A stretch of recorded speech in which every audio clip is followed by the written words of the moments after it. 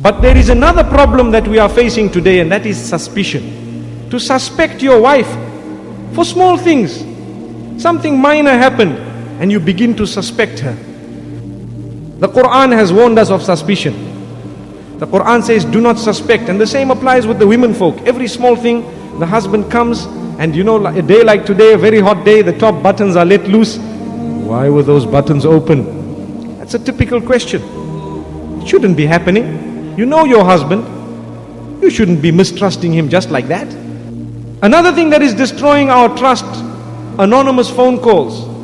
Honestly, how easy it is, if you think, of a jealous person to destroy your marriage.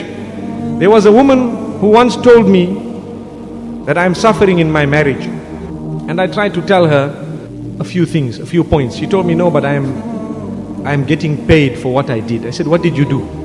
She said, this man was married very happily and I used to make anonymous calls to the wife. Look at how easy it was to break the marriage. She wanted to marry this man, but the man was already married. So she had to break a happy home. She phoned the wife.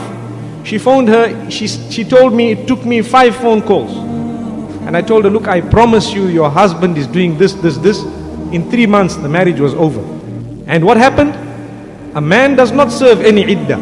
In a few weeks he was married to the same woman who did everything. So my dear women, let's wake up and understand that most anonymous calls, almost all of them, are elements of jealousy. They will promise you, if they are real well-wishers, they must stand up with name and surname. And they must come to you in person and they must tell you what they want. Otherwise, we are not taught to entertain any anonymous callers or letters.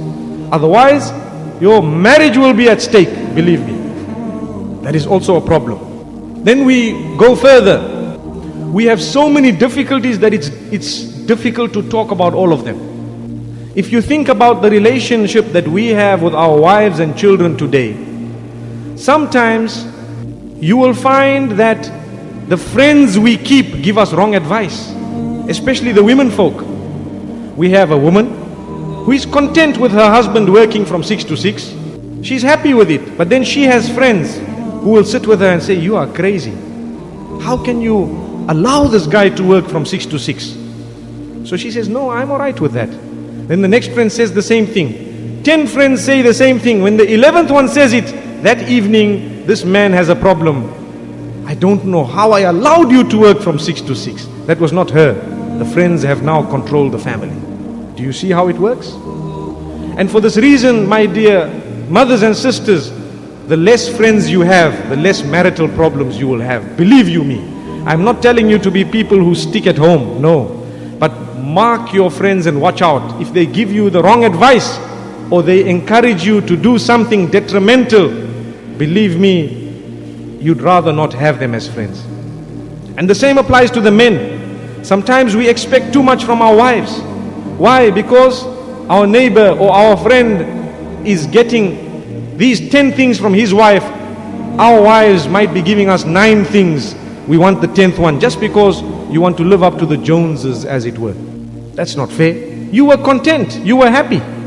May Allah subhanahu wa ta'ala make us from amongst those who have decent friends, whom when we are in a problem, they will tell us, you know what, you can do more to solve this problem. You can do more to solve this problem. That is a true friend. You have a problem with your husband.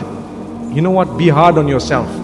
Maybe the way you are reacting to what he says might be the problem.